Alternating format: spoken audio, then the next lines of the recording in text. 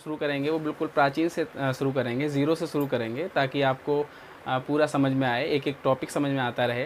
क्योंकि इतिहास के मामले में कई बार देखा जाता है कि लोग जो 3 पार्ट हम जो पढ़ते हैं इतिहास के, उन इतिहास के 3 पार्ट में से ही लोग बोलते हैं कि हमें ये पढ़ना है कि भाई प्राचीन पढ़ा दीजिए, मध्य पढ़ा दीजिए और आधुनिक पढ़ा दीजिए।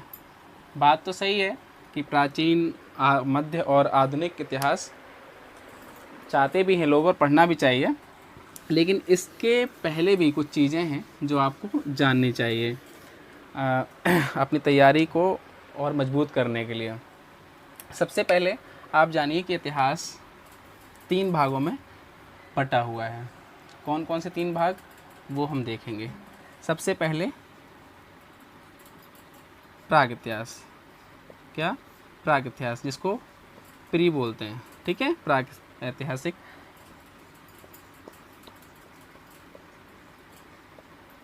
प्राग ऐतिहासिक। दूसरा क्या है? आद्य ऐतिहासिक। हिंदी में कोई गलती हो जाए तो कोई दिक्कत नहीं है, हिंदी पढ़ाने नहीं आया हूँ मैं आपको, इतिहास पढ़ा रहा हूँ। अगला जो आता है आपका, वो आता है ऐतिहासिक। ऐतिहासिक जो प्राचीन, मध्य और आधुनिक का कॉन्सेप्ट है, प्राचीन इतिहास का, मध्य इतिहास का और आधुनिक इतिहास का जो कॉन्सेप्ट है, वो हमें यहाँ मिलता है। कहाँ मिलता है? इस इतिहास से। उससे पहले की जो बात है, ये वाला और ये, तो हम लोग बात करते हैं सबसे पहले प्राक ऐतिहासिक की, कि प्राक ऐतिहासिक क्या है। देखिए, सबसे पहले क्या इतिहास होता क्या है? इतिहास क्या है कि प्राचीन में जो घटनाएं घट चुकी होती हैं उनका अध्ययन करना। जो पहले की कोई घटनाएं होती हैं जो घट चुकी हैं उनका अध्ययन करना। और कैसा अध्ययन करना है हमें? हमें करना है तर्कपूर्व। क्योंकि देखो, मैं कई बार बताता हूँ अपने बच्चों को कि इतिहास में और विज्ञान में समानता है। कैसे समानता है? जब हम विज्ञान पढ़ रहे होते हैं तो विज्ञान में हम लोग कैसे करते हैं, विज्ञान में जब तक किसी चीज़ का हम उसको वेरीफाई ना कर लें, तथ्यों पर ना पहुंच जाएं, क्या कहते हैं उस पर, हम ना चले जाएं, जब तक विज्ञान को हम नहीं मानते हैं। यानी कि हर एक चीज़ का विज्ञान में हम क्या ढूंढते हैं कि हाँ चलो प्रैक्टिकल करके देखते हैं, तो प्रैक्टिकल करेंगे तभी विज्ञान सफल हो पाएगा। इसी प्रकार से इतिहास पर आधारित होता है, तारीखों पर आधारित होता है। जब तक ऐसा नहीं होगा तब तक वो ठीक नहीं माना जाएगा। तो ये कैसा है? पुरातात्विक। कैसा है? पुरातात्विक। और ये भी कैसा रहेगा? पुरातात्विक, ठीक है। और ये भी पुरातात्विक। सिंपल सी बात है, इतिहास भी जब रहेगा तो ये कैसा रहेगा? पुरातात्विक, ठीक है। यानी कि सारा जो भी इतिहास हम पढ़ेंगे वो सभी पहले का इतिहास होगा, सारा ही इतिहास पहले का इतिहास होगा। अब इतिहास आप लोगों ने पढ़ा होगा कि हर किसी का क्या होता है कि एक जनक होता है। तो इतिहास का जनक मुझे पहले बता देना चाहिए था, नहीं बता पाया, तो आप लिख लीजिए। इतिहास का जनक है हेरोडोटस। हेरोडोटस। आप लोगों ने कहीं भी प्रश्न आप देखेंगे कि इतिहास का जनक कौन होता है, तो इतिहास का जनक कौन होता है? हेरोडोटस होता है, ठीक है। तो पुरातात्विक इतिहास ये भी है, ये भी है, ये भी है। अब देखिए कि क्या क्या इसमें समानता और क्या नहीं है। इसमें लिखित साक्ष्य जो हैं, जो लिखित इतिहास है, इसमें बिल्कुल भी नहीं मिलेगा आपको। कैसा? लिखित इतिहास बिल्कुल भी नहीं मिलेगा, बिल्कुल नहीं मिलेगा। मतलब एक शब्द नहीं लिखा गया है इसमें। अनपढ़ लोग होंगे इसलिए नहीं लिख पाए। आगे जब आप देखेंगे आद्य इतिहास में, तो इसमें लिखित इतिहास है, इसमें लिखित इतिहास है। मैं आपको पढ़ाऊंगा आगे, और अभी हम इस पे ही पढ़ेंगे। लिखित इतिहास बिल्कुल है, इसमें लिखित इतिहास, इसमें भी है लिखित इतिहास, जिसको हम पढ़ सकते हैं। क्योंकि ये तो बहुत आधुनिक जो बातें आई जो बात में, तो लगभग इसका सारा इतिहास लिखित है। इसमें लिखने पढ़ने वाले लोग तो थे, लेकिन लिखते ऐसा थे कि समझ में ना आए। बहुत जगहों पे आपने देखा होगा, किसी की राइटिंग ऐसी हो या कुछ ऐसा हो, जो भाषा ऐसी हो, लिपि ऐसी हो, तो मान लीजिए कि ऐसे ऐसे कुछ भी ऐसे लिख दिया। अब बताइए क्या लिखा है? नहीं समझ में आया ना आपको? कुछ भी मैं लिख रहा हूँ ऐसे, बताइए क्या लिखा है? यानी कि लिखा तो गया इतिहास आद्य इतिहास में, लेकिन वो इतिहास पढ़ने योग्य नहीं था। यानी कि उस इतिहास को पढ़ा नहीं जा सकता था।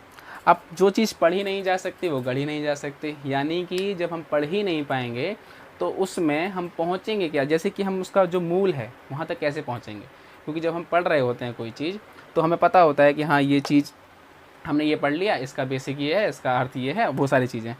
तो आद्य इतिहास में क्या है, लिखा तो गया लेकिन पढ़ा नहीं गया। ठीक है, जैसे कि क्या क्या लिखा गया इसमें आपको पता होगा, हड़प्पा, इसको सिंधु घाटी सभ्यता बोलते हैं हम। ठीक है, ये सब इसमें लिखा गया, सिंधु घाटी सभ्यता, हड़प्पा सभ्यता लिखा गया। ठीक है, अब कई बार क्या होता है कि मेन चीज़ जो होती है वो लोग यहाँ से, हम जो कई बार आपने देखा होगा पढ़े लिखे लोग बहुत जो अपने आप को ज्ञानी समझते हैं, वो आएंगे और कहेंगे कि सर हमें थोड़ा सा इतिहास को शुरू से पढ़ाइए। और इतिहास शुरू से कैसे पढ़ेंगे, यहाँ से पढ़ेंगे जी इतिहास हम शुरू से। कहाँ से, कि प्राचीन पढ़ा दीजिए, मध्य पढ़ा दीजिए और आधुनिक पढ़ा दीजिए।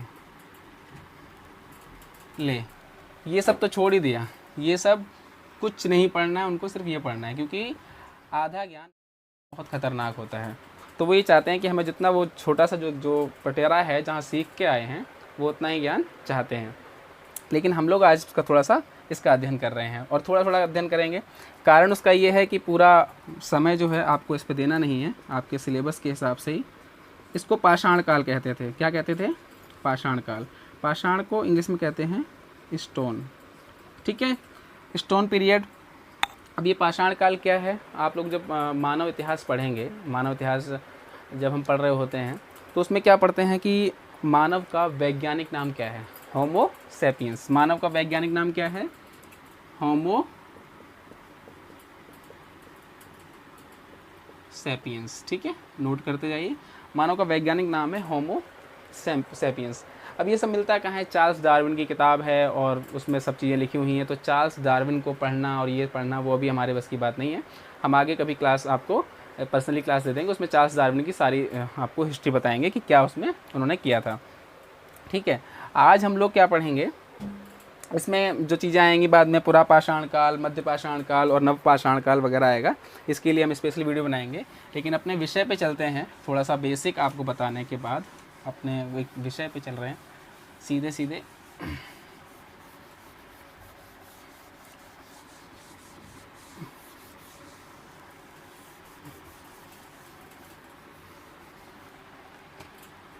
देखिए, जो आज का भारत है, आज के भारत में और आज़ादी से पहले के भारत में बहुत अंतर है। कैसे अंतर है कि जो आज का भारत है वो आपको बस इतना लगता होगा कि बस ये भारत है आज का, कि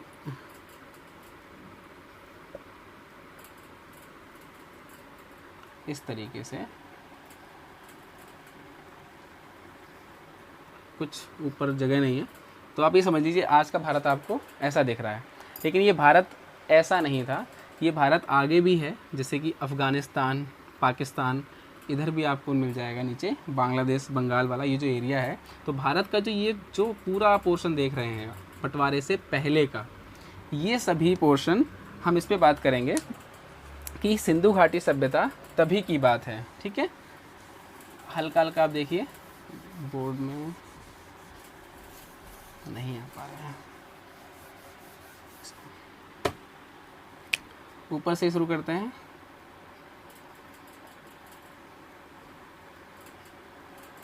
कुछ समझ लीजिए कि आप भारत का नक्शा आप देख रहे हैं।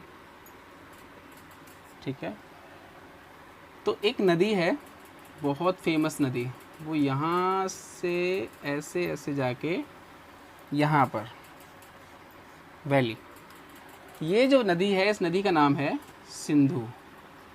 क्या नाम है, सिंधु। अब हम जो पढ़ने जा रहे हैं वो हम पढ़ने जा रहे हैं, अगर आपको बोर्ड ना दिख रहा हो तो कोई बात नहीं, इंडस वैली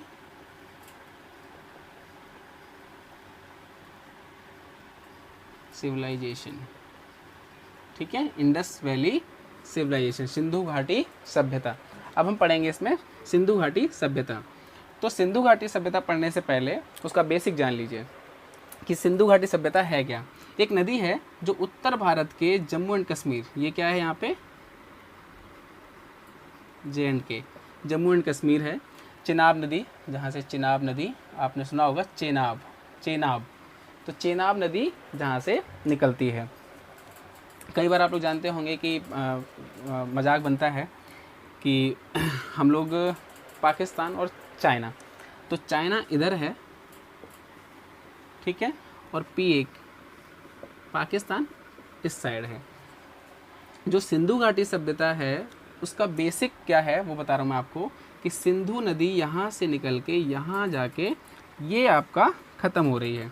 अब जब ये यहाँ पे ख़त्म हो रही है तो सिंधु से इंडस कैसे बना, उसकी आप कहानी सुनिए। जो ग्रीक हैं, ग्रीक लोग यहाँ से आए इधर, इन्होंने, ग्रीक ने कहा, ग्रीक लोग जो थे उन्होंने इसको कहा इंडस, सिंधु को क्या कहा, इंडस। ग्रीक लोगों ने सिंधु को इंडस कहा, इसलिए सिंधु नदी का नाम इंडस वैली सिविलाइजेशन के नाम से आज हम पढ़ रहे हैं। इंडस जो हम पढ़ रहे हैं वो कहाँ से, ग्रीक लोगों से मिला है। सबसे पहली बात आप लोग इसको ध्यान रखें कि ग्रीक। अब देखिए जो ये सिंधु घाटी सभ्यता जो यहाँ से शुरू हो रही है, यहाँ पे एक नगर है छोटा सा, आज के टाइम पे ये इसको ईरान कहते हैं। क्या कहते हैं, ईरान कहते हैं। पहले इससे इसको हम फारस कहते थे। क्या कहते थे, फारस।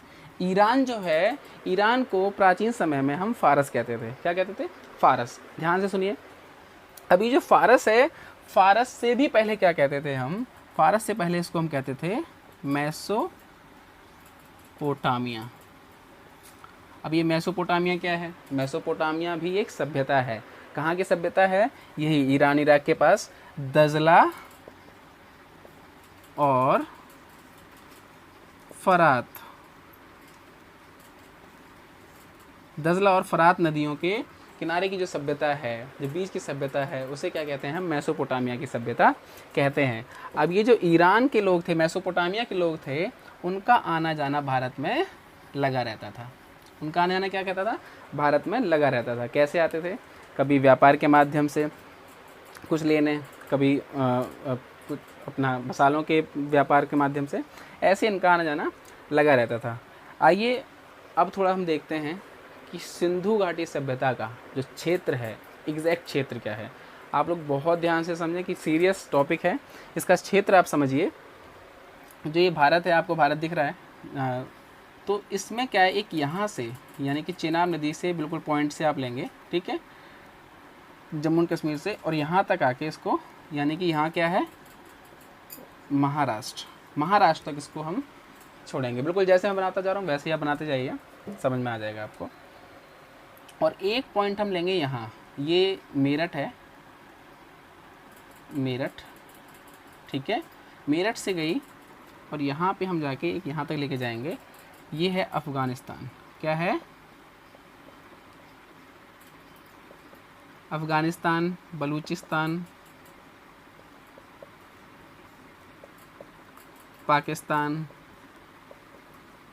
बेसिकली अफ़गानिस्तान और बलूचिस्तान के बॉर्डर पे ये यहाँ पे, ठीक है। आपको क्लियर कर देता हूँ मैं, आप समझिए, ठीक है। अफ़गानिस्तान और बलूचिस्तान के ये हिस्से पे आ रही है बी और A for Afghanistan, B for Balochistan, इसके बॉर्डर पे, ठीक है। तो ये देखिए, अब इसको हम सेव देते हैं, आपको याद भी रखने में इजी होगा। एक ये